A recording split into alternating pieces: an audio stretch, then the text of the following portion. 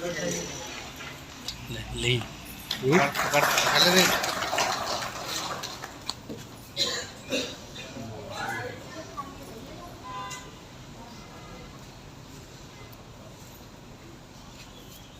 लिंकी तो गाड़ी को लिख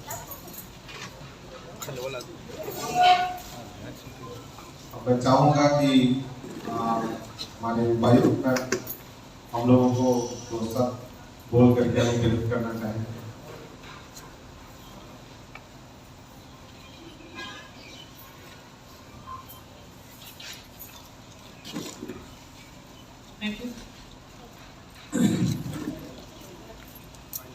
देखिए, जब हम कल्याणकारी योजनाओं की बात करते हैं उसमें सबसे महत्वपूर्ण योजना जो है वो खाद्य सुरक्षा योजना है, क्योंकि ये एक बेसिक ह्यूमन राइट है जो हम इंश्योर करा रहे हैं कि कोई भी आदमी भूख से नहीं मरना।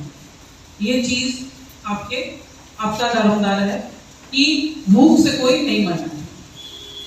तो आप लोग जो ये स्कीम का इम्प्लीमेंटेशन कराने के लिए खाद्य वितरण लोगों तक पहुंचाने के लिए जो डिजर्व करते हैं, जिनके पास कार्ड है, जो कार्डधारी हैं, आप लोग सबसे महत्वपूर्ण कड़ी। पूरा विभाग है जगह पे खाद्यान्न जो है पहुंचाने के लिए, उठाव करवाने के लिए, लेकिन अल्टीमेटली लाभुक को दे रहे हैं आप।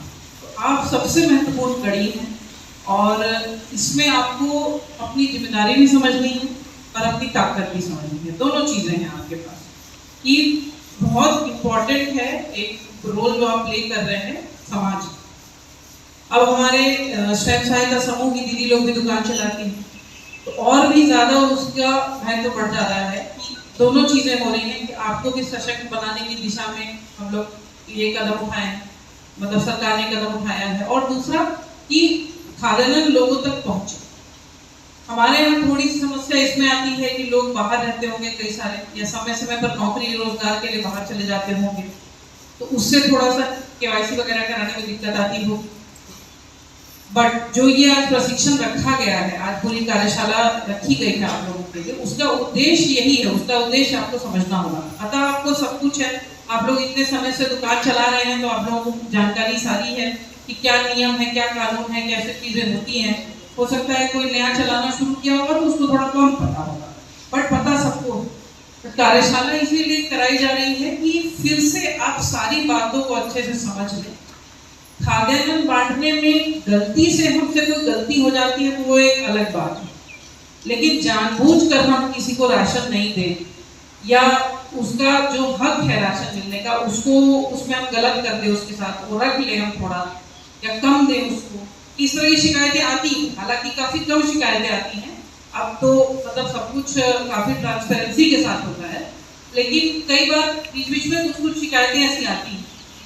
इस संबंध में आप लोगों को बहुत सजग होना होगा और उसी को करने के लिए डीएसओ साहब ने कार्यशाला रखी है कि आपको किताब में लिखी हर बात को अच्छे से समझाया जा सके, रिवाइज कराया जा सके। कुछ अगर हम भूल गए हैं तो पुनः बताया जा सके कि क्या नियम है, क्या प्रावधान है, अगर कोई गलत करता है तो उसमें क्या कार्रवाई है, कार्डधारी का क्या रोल है और कार्डधारी को क्या क्या चीजें मिलनी चाहिए और आपका एज अ दुकानदार आपकी क्या क्या जिम्मेदारी है और आपको क्या क्या लाभ मिलने चाहिए, वो सारा कुछ जो है एक बार फिर से आप लोगों को रिवीजन हो जाएगा उसका।